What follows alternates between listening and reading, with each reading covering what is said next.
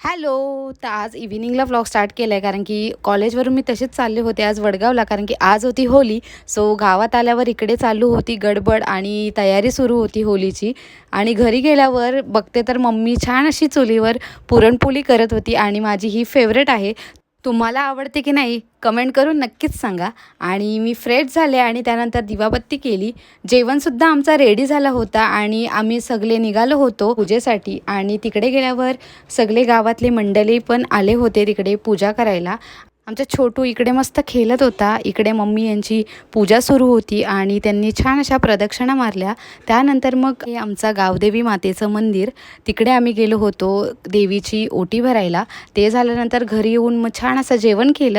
ताईची first Holy होती so तिचं औक्षण केलं आणि त्यानंतर आम्ही निघालो होतो रात्री 12 वाजता होलिका दहन करायला. कारण की आमच्याकडे रात्री 12 वाजल्यानंतरच होलिका दहन होतं. तुमच्याकडे कधी होतं नक्कीच कमेंट करा.